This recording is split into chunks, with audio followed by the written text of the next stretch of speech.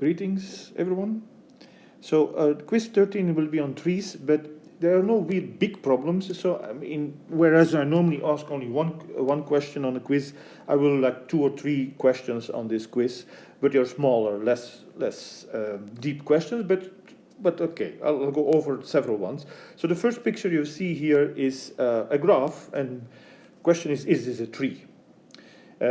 What does that mean? Well, one way of doing that is showing that there is no circuit. Now, it's not easy to show that something is not there. It's so easy to show that something is there by giving it, but how do you show that something is not there, right?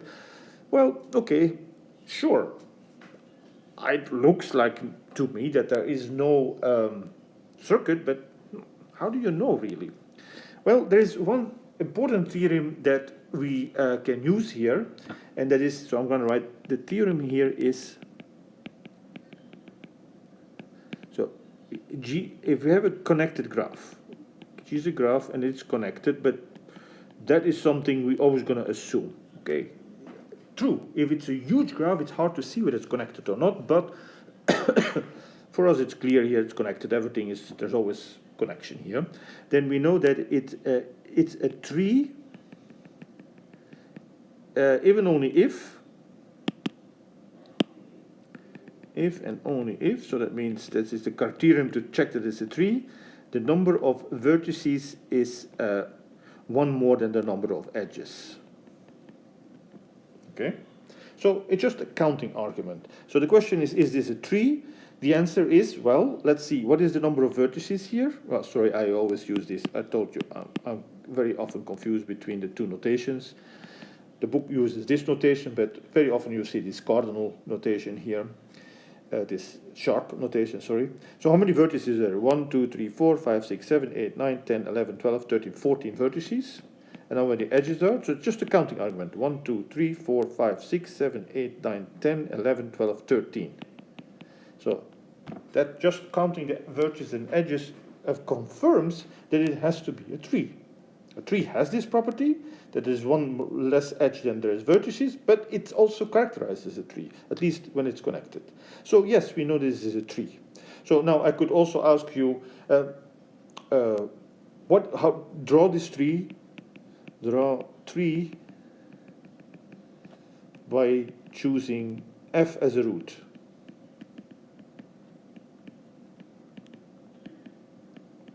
Okay. Now, before I answer this, I want to go to the next question because I need the space here, but I had to set this up already. So here's another different way of asking this question. And this is actually even a bit more challenging in the sense that, okay, I'm giving you the vertices and their degrees, but I'm not telling you how they connect. So we don't really know how this graph looks like, only we know this data about this graph. And the question is this a tree? Okay. So we're going to use the same criterion. We need to calculate the vertices. How many vertices are there? Well, that's a counting. 1, 2, 3, 4, 5, 6, 7, 8, 9, 10. But how many edges are there? Now, remember, a long time ago, there is a formula. We learned of a formula that calculates the number of edges in terms of the degrees. Do you remember still? What we're going to use is that the sum of all the degrees divided by 2. Okay, so we have all this, we sum up all the degrees, that is 7, 8, 9, 10, 14, 15, 16, 17, 18. So that is 18, the sum of all these degrees, right? So I just summed up this whole column, that's 18. And then I divide by 2, that is 9. So I know that this graph has 9 edges and it has 10 vertices, so it is a tree. Cool, huh? Mm-hmm. The next question is even a bit harder even. Suppose I take the root to be A. What is the arity of this tree? Now, you cannot, here you can draw the thing, right? I said we're going to take A as F as the root, so let me make that green. So here is the root. So I can now draw the thing and can look at it and inspect it to what is the arity. So I'll ask the question, draw the tree by choosing F as root. What is the arity of this tree? What is the height of this tree? Right, there's a very common question that we ask about these guys. But here, we don't see the tree. So what's the arity? Now let's think a little bit about what do we know? We know that leaves have degree 1. So I actually know what the leaves are. C, D, G, H, I, and J. Right? As long as I don't take a leaf to be a root, the ones of degree 1 are exactly the leaves. Okay, so the leaves are the degree 1s. How many children does a vertex have? The number of children is the degree minus 1, except for the root.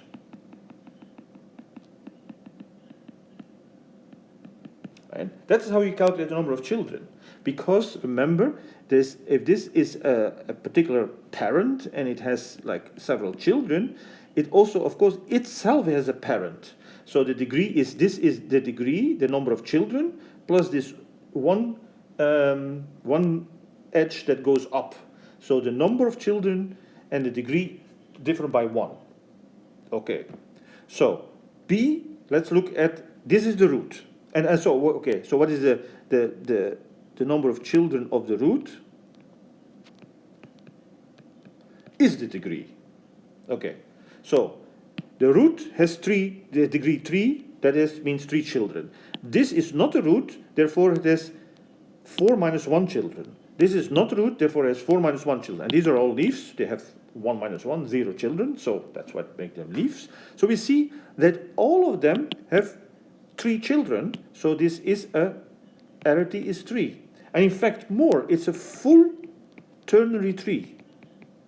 Because the only possibilities are either you have 3 children or you have 0 children. 3 children A, B, and F, or there are 6. The other ones are leaves. Cool, no? All right. So by the way now, let's double check now that the formulas, we remember we have 2 formulas, right? We know that n is the number of leaves plus the number of internal vertices. Let's just double check that. Well, that is, of course, we have how many leaves do we have? Is it 1, 2, 3, 4, 5, 6, 7, right? And the other guys are the 3 internal ones. That is not really a formula to check here, but the other one is the more important one. So 10 is equal to, it's a full ternary tree, so m is 3 here. So 3 times the internal leaves, we just said there are 3 of them, plus 1.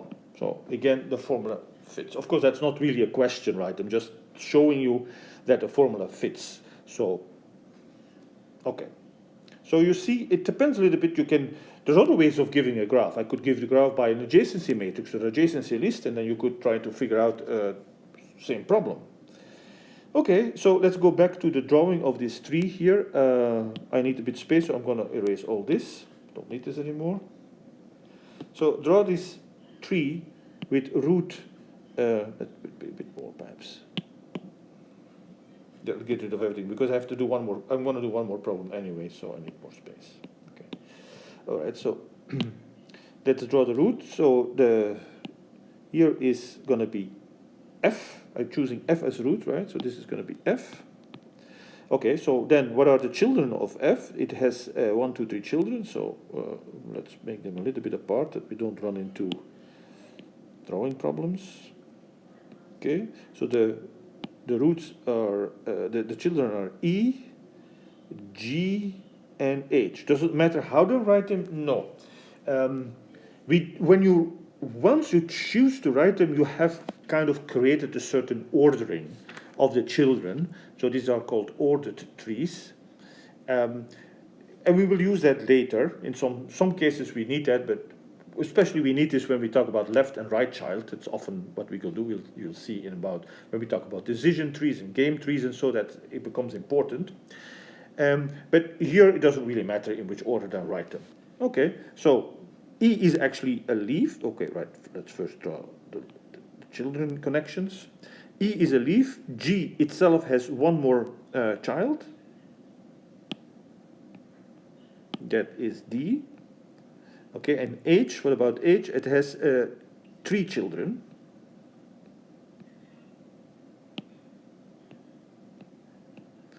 So the children are I, J, and K. Now let's look at these children. D has 1 child, so that goes to C.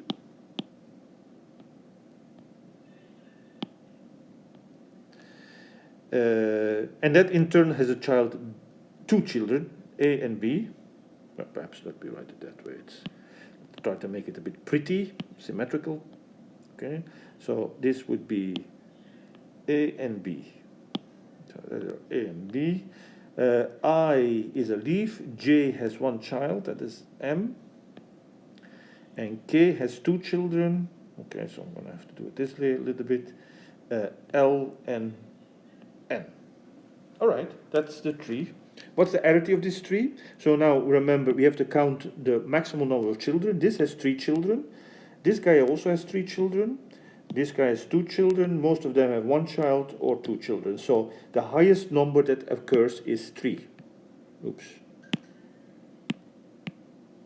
So arity is 3. Okay, what's the height? Well, is it a full ternary tree? Arity? No, it isn't. So not full. Because there are, to be full, if your arity is 3, to be full, it means you either have 3 children or you have 0 children. But you see, there are combinations of 2 children and 1 child, so not at all. Okay, not a full tree. What's the height of this tree? Remember, the height is the longest part starting from the root. I drew it also, if you draw it leveled, then you can also count the levels, right? I draw it as leveled 1, so this is level 0, 1, 2, 3, 4. But you can also just count the parts, right?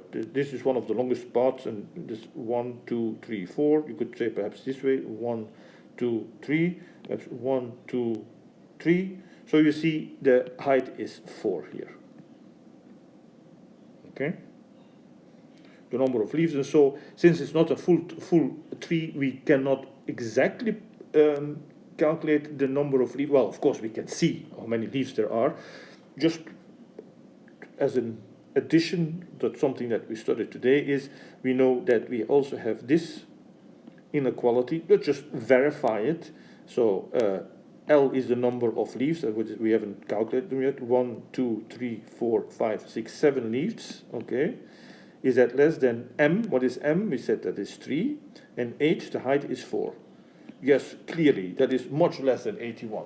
So you see, if you would make a complete ternary tree of height 4, meaning every child, every parent has 3 children, and every child has level 4, then you would have 81 leaves. And you only have 7, so a lot is still missing here, okay? Okay, so that's another question on trees. And then the last question on trees is about chain letters, okay? So we have a chain letter. And 6 copies need to be sent.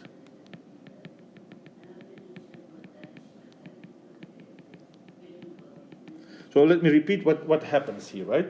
So the way it works is somebody starts this chain by sending a letter to 6 people, instructing them to send a copy of this letter to 6 more people. Now, letter, okay, let's say email, perhaps.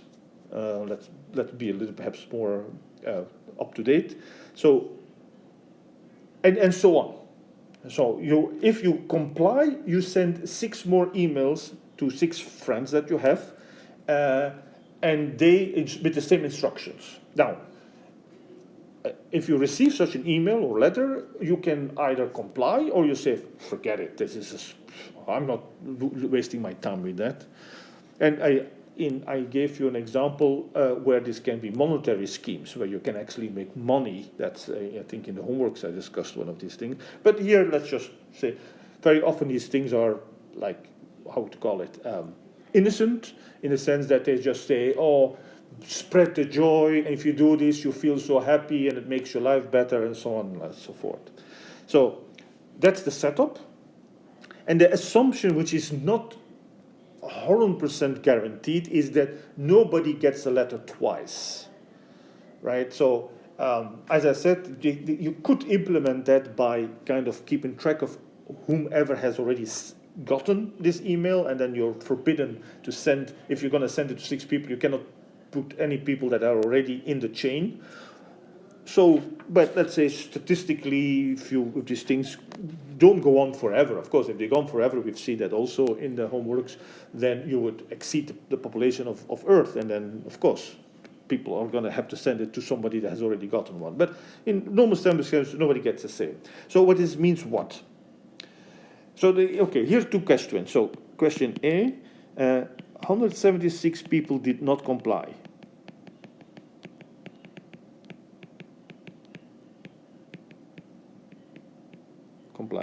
How many did? If you know that 176 did not comply, how many did comply? Okay? So remember there are the two formulas that we have. N is L plus I, and N is M times I plus 1, where M is the error key, which is, what is M here? So the fact that we have to send either 6 or none. If you see 6, you're a parent and you have 6 children, the ones that you send to, or you say, forget it, I'm not doing this, and then you are a leaf. You have no children. So it is a full six-array tree, or sextary tree, or whatever you call this. All right, so, and we know also, what does this tell me? 170 people did not comply. This 176 represents what?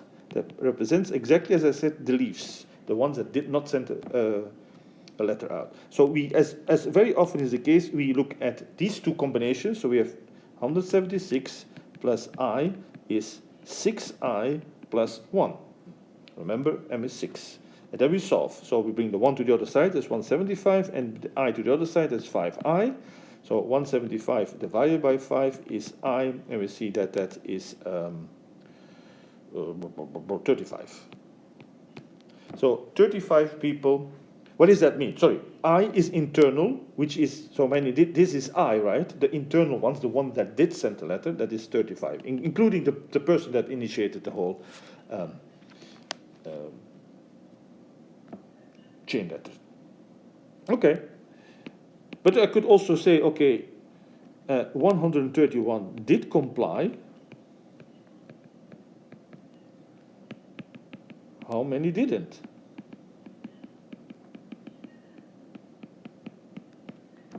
Okay, so let's solve that one. So what information do I have now? The ones that complied, that is I. I is 131. Okay, so we have now in our same formula. So again, let me write out the formula. 6, we know that now, right? So here now we know that I is 131. So L is, okay, we can solve here perhaps. L is 5I plus 1, right? If we bring the I to the side. So we get the formula. L is 5 times 131.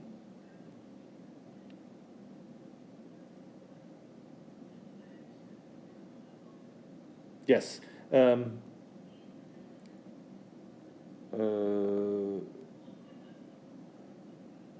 Oh, okay. Yeah, okay, fine. It's okay. Okay, that's fine. Plus 1, so that is 5. Well, okay, I'm not.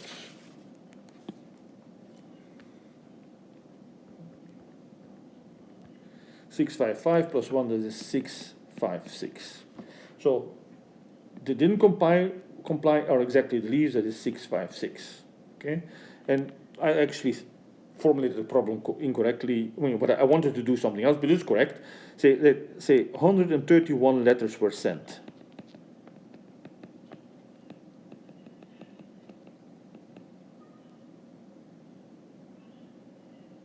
No, where? No, not sent, because then the root. No, was sent.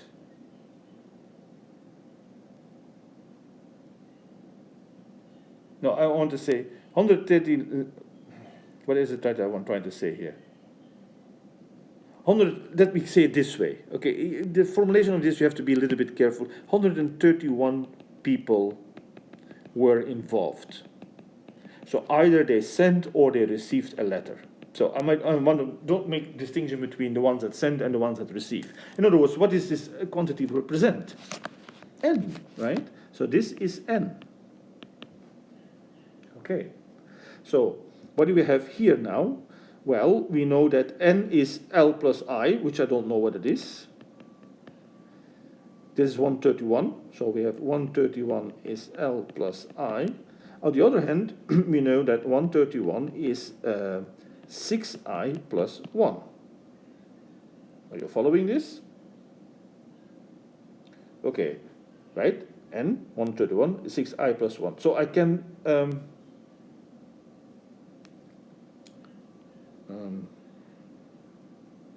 sorry, I think I still took the wrong number. Oh, yeah, right. I wrote the wrong number here. Sorry, it's 151. Sorry, 151, sorry. I wrote it so... sometimes I'm so sloppy in writing that I misread my own thing. 151. Okay, sorry. Otherwise, sometimes some numbers matter and sometimes it doesn't matter. But here we need to have the right number here. Otherwise, we have a problem. So what does that mean? Well, that means that 150 is 6I.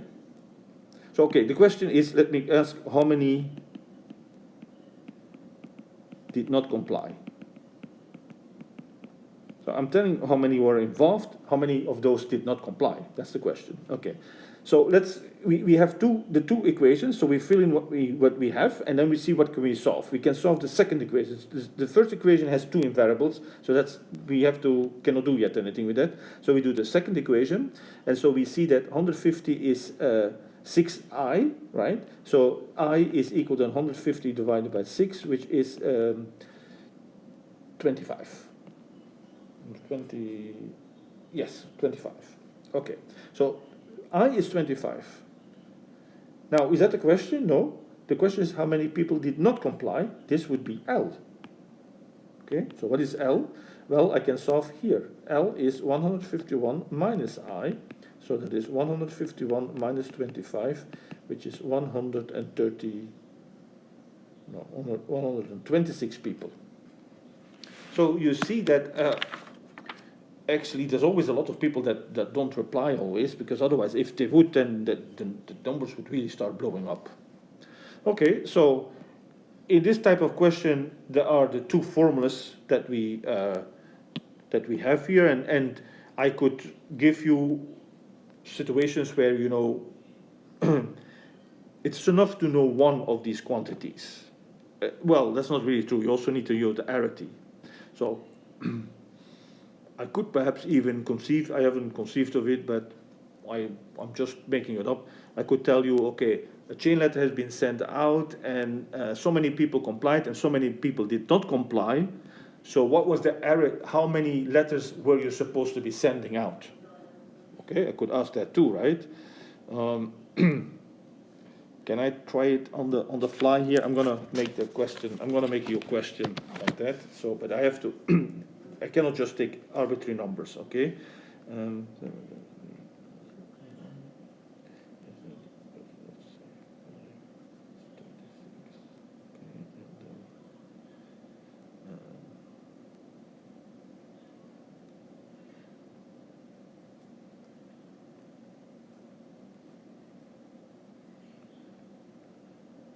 Okay, so here's another question.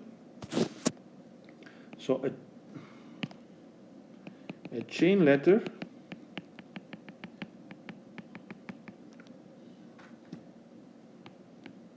was sent out in which 5 people complied and 31 did not. How many letters was one supposed to send?